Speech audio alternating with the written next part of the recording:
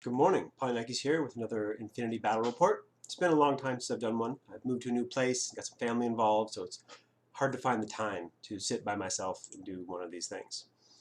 But let's see what we can do here. Okay, so in this battle report, I'm going to be playing Foreign Company versus Yu Jing. I know, I only play Combined Army, but a friend of mine is working on Foreign Company, and he asked for some comments, so I figured I'd play a game of it just so I can, talk somewhat intelligently about it. So I'm no expert on it. My list may be garbage.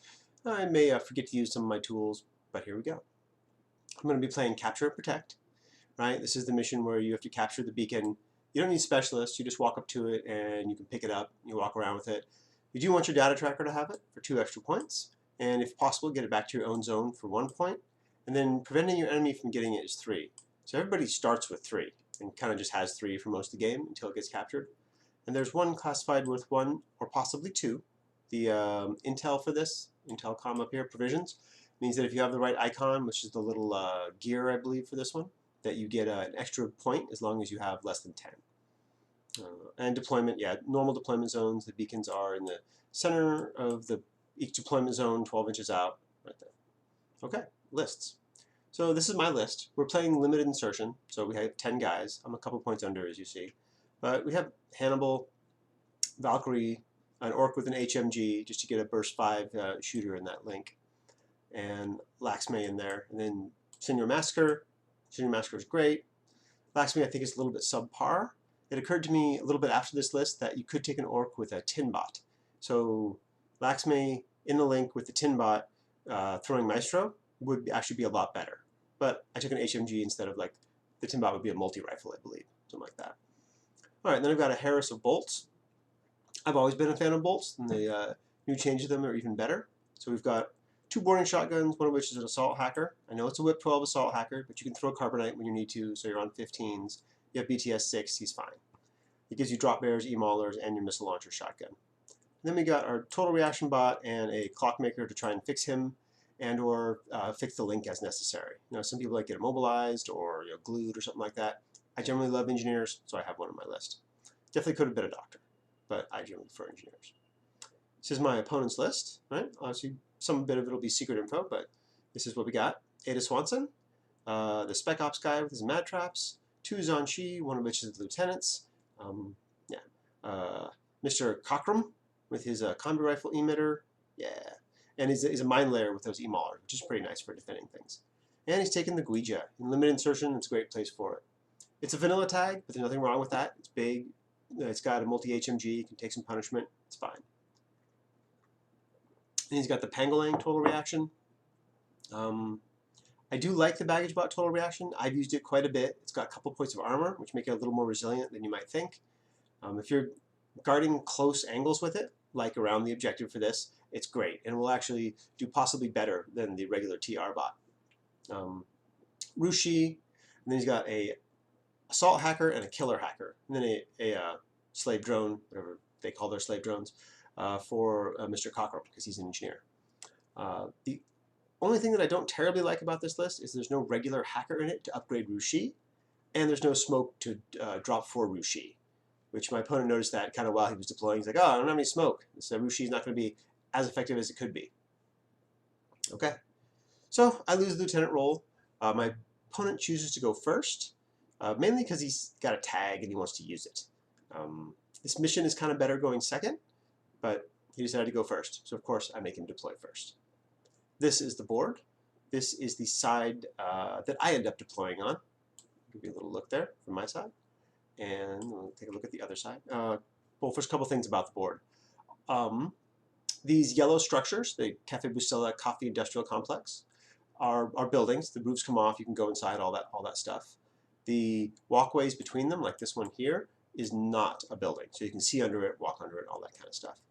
Underneath the landing pad here, we are considering that a building, because otherwise it's just a giant open area. So we just called it a building with the delineation being the outline of the landing pad on the ground. Anything else about terrain need to be discussed? This point here is pretty commanding. It's got good line of fire everywhere if you're up there and prone or some such. Okay, my opponent's side of the board. Again, I'll get out of the way for a moment there. This is his objective right there in the center, and my objective is, I think it's behind that wall. Yeah, it's behind that wall, like right there. He's got a little better access to this building. This nook is actually really nice. You'll see later on. Okay, so deploying. On his left flank, we have the Rushi. You also see in this building, if you look carefully, that's one of the Zanshi. I'm pretty sure that was his lieutenant, but I guess I never killed it, so. Okay, in the middle of the board here, behind me is Ada Swanson, set up next to the objective. And then back here we've got the camo token here, which is the assault hacker. Camo token here, which is a e-mauler mine laid by Cockrum. If this is a, well, this is his slave drone, which he, before we was finished deployment, he put it over by the Rushi. I didn't get a picture of that, but it's actually over there, not here. I think this is the other Zanshi here, and then you scroll on to the next. I go, okay, I'm wrong. That's the slave drone that gets redeployed over there. That's one of the mad traps. Other mad trap is there, and this is the mad trap carrier. This is the Pangolin. Obviously, the Guija is there, and Cockrum, using his forward deploy, is kind of over here somewhere. Which, yeah, okay, there he is, right there. All right, on to my deployment. This is my objective, and we've got the A-team link scattered all around it.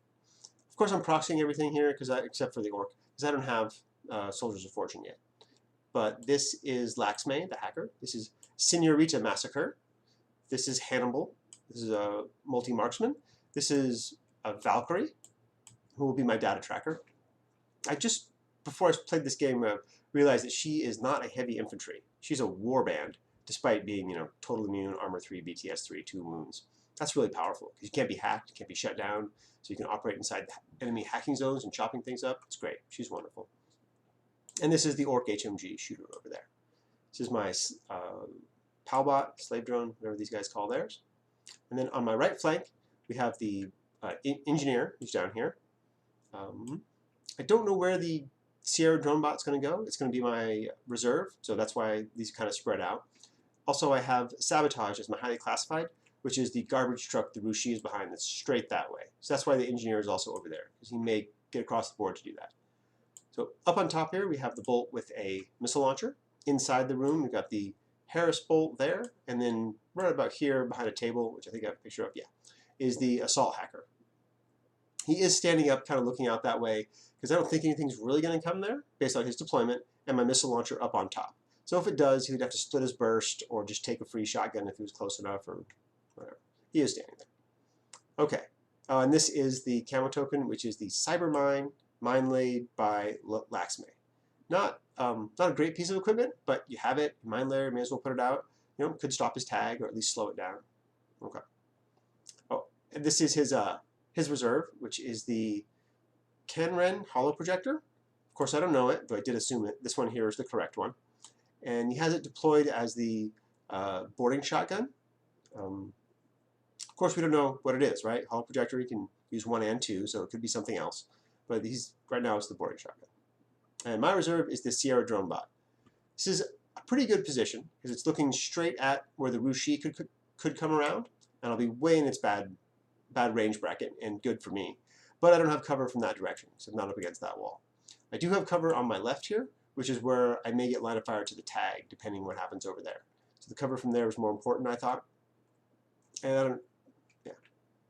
Okay, so data trackers, I'm using Valkyrie as my data tracker. My opponent, blurry shot of the Guija, who is his data tracker. And I think that we are off and running after that. Yeah, this is the first order. So I believe it's a coordinated order, and he just starts moving up guys, including the tag. The Guija is actually underneath the walkway here, but the model didn't fit. The silhouette did. We checked it. He walks under there just fine. Moves up the Guija. He moves his camo token up, which is this here. He moves up the Pangolin along the side. Yeah, you can see the Pangolin moving right here, up along the side. That's 1, 2, 3. Oh, and the Spec Ops with the Mad Traps moves up. This is one of the Mad Traps moving there. There's no real arrows. They just all kind of keep moving up there. Notably, this Mad Trap ends up right on the corner of this building here, which is annoying for his tag, because he wants to be on that corner later, and he can't. Okay, so here's the tag moving up here, where it's going to try to get line of fire through here to the total reaction bot. And it does. You can see the total reaction bot there. It's got line of fire under this walkway, kind of in a line like that, to the tag as it peeks the corner. We both have cover, and he fires. The TR bot gets hit once, but passes the save, thanks to cover. And we didn't forget the fatality either. Okay. So he does some. This is part of a more coordinated movie. The Rushi moved up on his left flank, my right. Here's the garbage truck I was talking about. That is my objective for sabotage. And this is the Rushi just kind of moving up around here. See the Zanshi still hiding back in there next to the ATM machine, I guess. Okay. Ada Swanson moves out and leaves a viral mine back here, guarding the objective. Seems a fine move. The Pangalang on his right, my left flank, moves up into that nook that I mentioned earlier. It's not guarding much because it's not really peeking out yet, but it is over there. It is a repeater, right, which I'm aware of. His assault hacker reveals himself laying a mine here, and eventually will retreat back that way. This scam token is the e-mauler that Crit laid as mine layer. And then Crit moves up. He's going to move over here and lay another e-mauler right there. Takes him an order or so to do that. Now, as he's moving, his slave drone is moving up here also, just to get moving out of it. Crit walks up to there. He walks back around this corner and leaves a e-mauler. Ada Swanson puts out another viral mine here, and then goes to suppressive fire. She's right on the objective with suppressive fire. Some of you may know I'm generally not a fan of suppressive fire. I think it's, like, I'd say 90% of the time it's a mistake, and it's just a waste of orders. We'll see what happens here, but she does lay suppressive fire. And the Guija kind of moves back. This is the situation I was talking about where the Mad Trap is like right here underneath that building, and the Mad Trap is blocking the Guija from getting to that corner.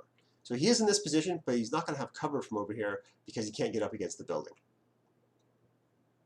And that's pretty much, if I remember correctly, where my opponent's turn ended.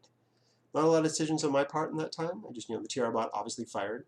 I did forget to mention, when the Guija moves back to this position, it shoots the TR bot again, and this time does put it unconscious. And there's the camera token, which is the e-mauler left by Crit, who's standing around this corner here. Yeah, and this is, just where the Guija ends up.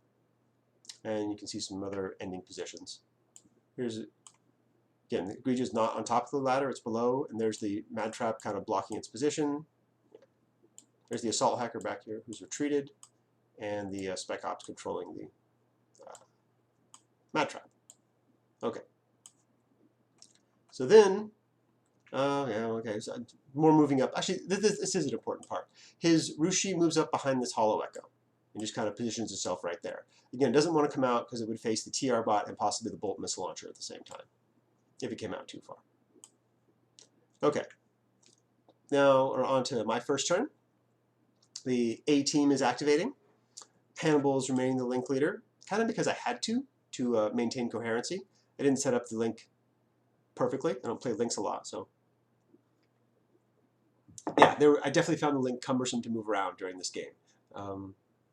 But the bonuses were great, which you'll see in a moment. So they move up, nothing's really happening. This is my data tracker marker, which is staying with Valkyrie there. And they just move up. Nothing particularly interesting. Okay, then last man becomes the link leader with their second order. She kind of peeks around over here, drops a repeater there, and a repeater there. This may have been a slight mistake. My thought is that this repeater is great. This repeater is in a great position because it reaches the tag and also reaches Mr. Cockrum over there. This repeater is mainly there because I haven't decided what I'm doing yet. So if I thought through a little farther, I might not have done that. But if I go this way, that opens up his tag and maybe his drone or Crit to come this way towards the objective. And so I wanted to have a repeater there. And I wanted to do it all in one order, which is why I fired both. Fortunately, both hit. They were on 17s due to link bonus and range. But it probably would have been better to only shoot out the one repeater that I knew I was going to use and save the other one for later. But I didn't. I put them both out like that. Everybody sits there. Now I move the bolts. The assault hacker becomes the leader. I'm just repositioning the missile launcher on top and kind of moving up these two bolts a little bit. I think they both move like to there, and the missile launcher shifts. This is the roof taken off, but she'll shift across to there. Just give her slightly different fields of fire. As she does that, she hacks the tag with an Oblivion and fails. I think the tag wins the face-to-face, which is fine. Not really worried about it. I just only needed one move on that. Just threw it at it because it was there. Okay, back to the link. They're going to move across, and every time I move here, I'm hacking with Laxme. I don't get anything done, but I try to possess it, and once I've spent like 3 orders doing it, I figure that even if I possess it now, I've got 1 or 2 orders to spend on it, I'm not going to do all that much. So then I stop trying. We get over here, the orc becomes the leader, he steps around. I'm trying to get, you can see we're at an angle like that to get as far away from crit as possible, because maybe I can get a 16 for my HMG. I do not. We're within 16, but I still have my link bonus. We're both out of cover. On 17s with 5 dice, I managed to miss 3 times, hit him twice, he takes 1 wound, fails guts, back over to there. So that kind of frees up that area for the link to move up. I've also discovered this, as you can see, that's the e-mauler. At some point I discovered it by moving around there. Okay, there's Crit, who's taken 1 wound and has failed his guts, back over to there. He's facing actually exactly the opposite of what you see, right? He's actually facing my side of the board like that. Okay, there's just gun sticking out, so he can't. Okay, there is his tag. Okay, so you see his tag has 2 wounds on it now. What happened was my HMG orc walks to the far left of the wall. I'll go back for a minute so you can see that wall and move myself. Comes over to the far left of this wall over here where I can peek around and see his tag and peek back. He's not in cover, remember, because that little thing is in his way. So I'm able to get 5 dice on 20s against him, and I caused 2 wounds to him. But I believe that was my last order, so I wasn't able to finish the tag off. I just peeked out and peeked back and got 2 wounds onto him. Yeah, so here's the lineup that I end my turn with. The orc here, who took that shot, Senorita Massacre, Hannibal, Laxme, and Valkyrie. Valkyrie is peeking around the side of this corner over here. I know we're lined up for a shotgun, but I didn't see any shotguns over here, and I've got pretty good coverage where I am, so I'm not too worried about it. I think with my last couple orders, I really didn't have anything to do. So my engineer moves up, because after I hit his tag, he failed guts and fell further back, and I wasn't able to see him. So this is a very bad shot of my engineer moving up. He's going to go up the stairs, and his little palbot's going to move out a little bit, just to be closer to the link in case he's needed. And the engineer just ends his move on this top stair prone, closer to the objective, and that's all. And yeah, the palbot's over here, not really protecting anything, but he's in that area. The link being just to his left over here. Okay, this goes over, oh.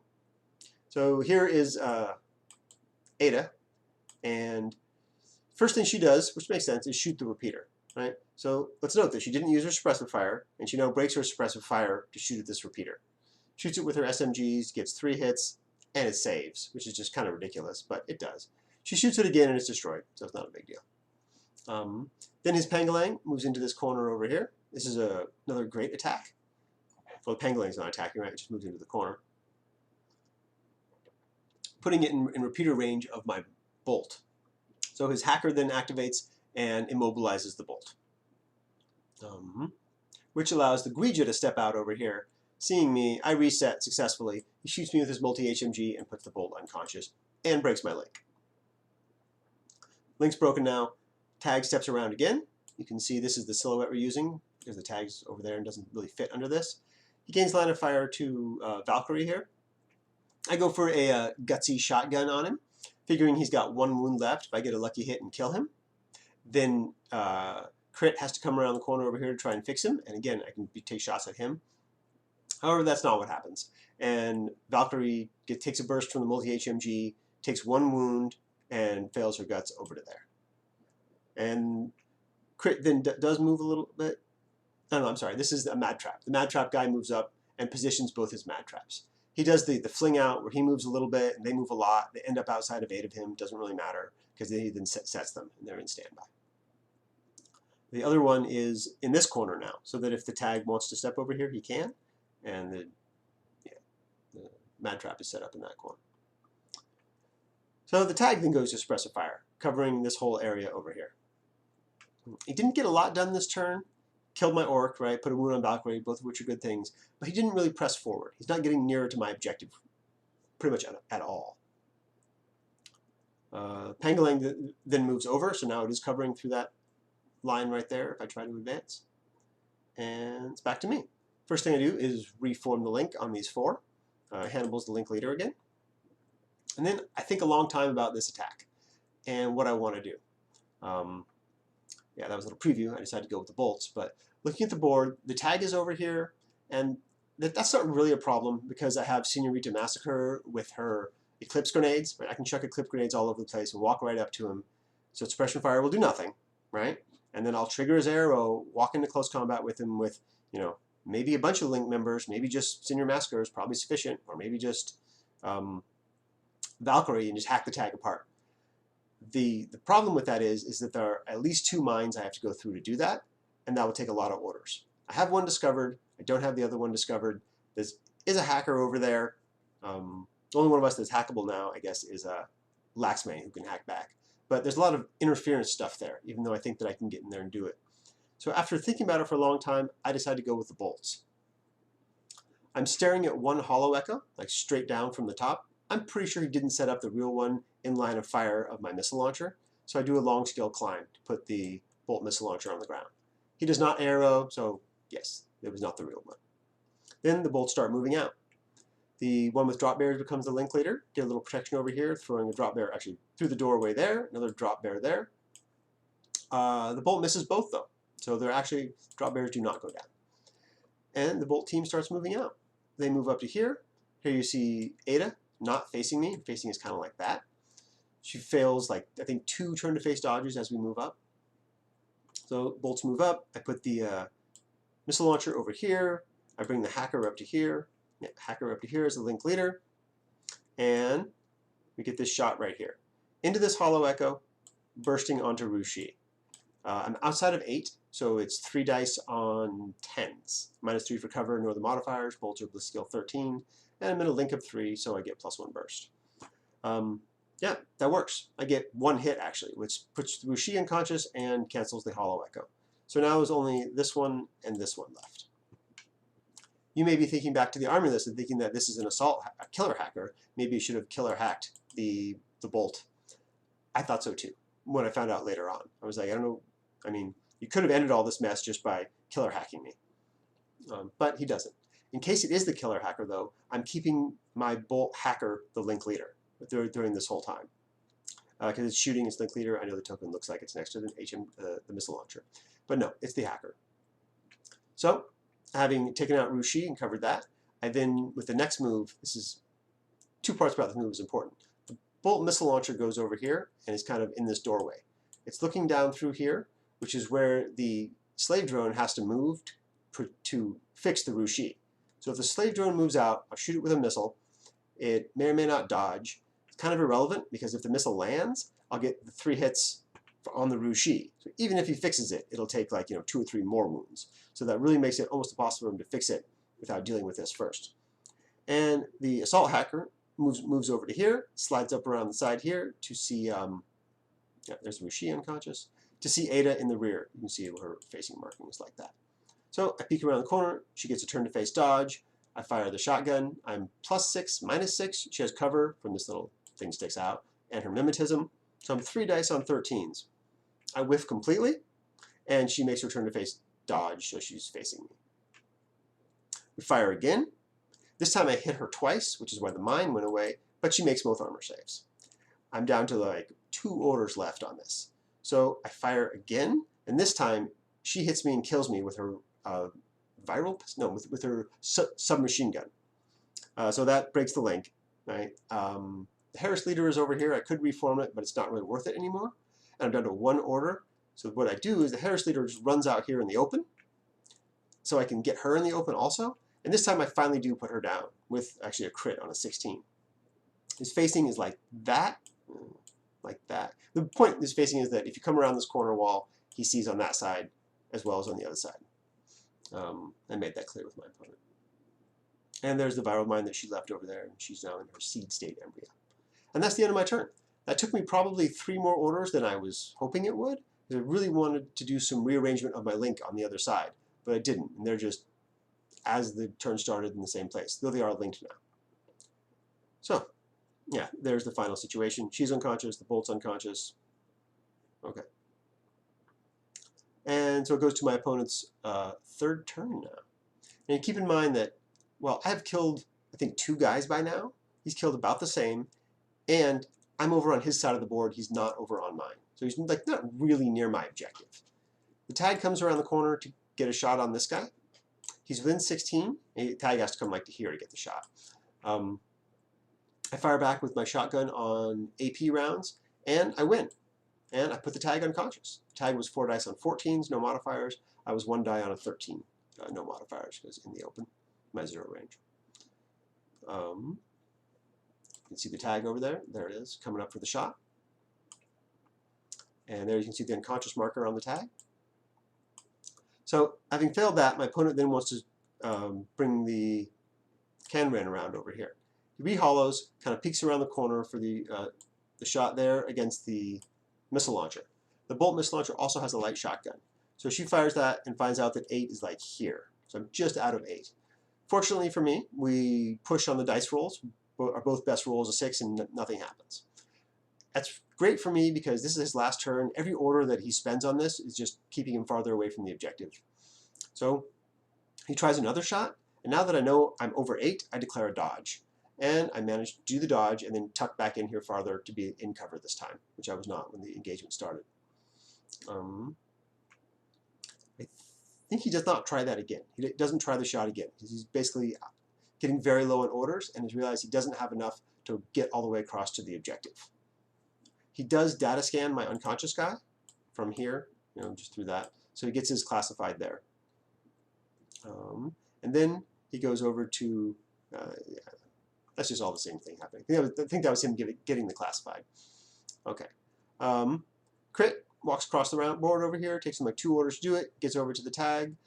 There's the tag unconscious. Crit successfully repairs the tag, which is pretty dramatic, right? Because the tag doesn't have remote presence. He's not able to reroll if he fails that, but he doesn't. He makes it.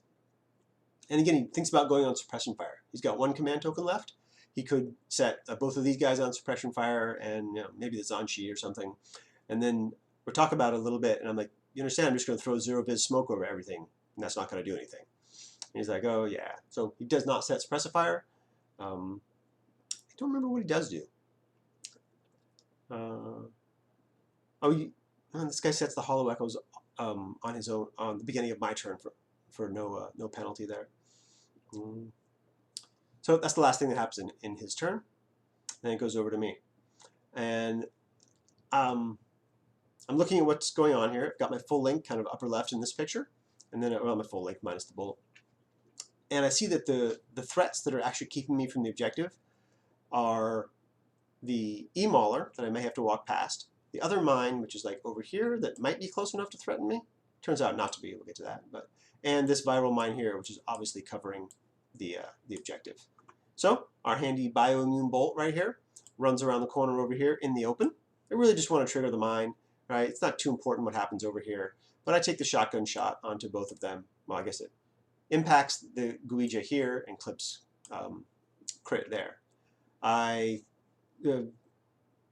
That shot works out well. The tag goes unconscious again. Crit is fine. The bolt, however, goes unconscious to the viral mine, despite his BTS6 bioimmune self. So there the tag is unconscious again, which is really neat for me because it blocks Crit's line of fire, mostly over there. Okay, so the link is going to move up. It's got actually a good number of orders left, like 7 or 6, probably like 7 because of strategos from Hannibal. I move over, I shoot the E-mauler as I go by so I don't get in range of it. I move up to here. We figure that this wall is blocking the mine that's back there, so it can only kind of come out like that. So we're able to like skirt between that. There's a mad trap over there. That's why Laxmi is out in front. So she moves up into the range of the mad trap first and just takes it. She does go unconscious. Immobilized. We don't really care. We just keep moving. All right, we move up to there. Senorita Massacre throws two smoke grenades. I guess I didn't get a picture of it. Basically over here, covering the objective. And then we walk up to it, pick it up, and with our last 3 orders, walk straight back. I think it's actually behind my picture here. Yeah, we walk straight back from the objective, through this gap, through that wall over there, and we do indeed end up in our deployment zone with injured Valkyrie, who's the data tracker. It's my data tracker marker, should be on her, back into the deployment zone. So we end up with a 10-1 victory for Foreign Company. This mission is an interesting one. right? You really have to be aggressive. You have to be moving forward, even when it feels like you can't. I felt when my opponent didn't move up very much in the first turn, instead moved back with his tag. I understand why, because he didn't want to get it possessed or something like that. But yeah, I don't know. I don't know what I would have done if he'd been a little bit more aggressive with that tag.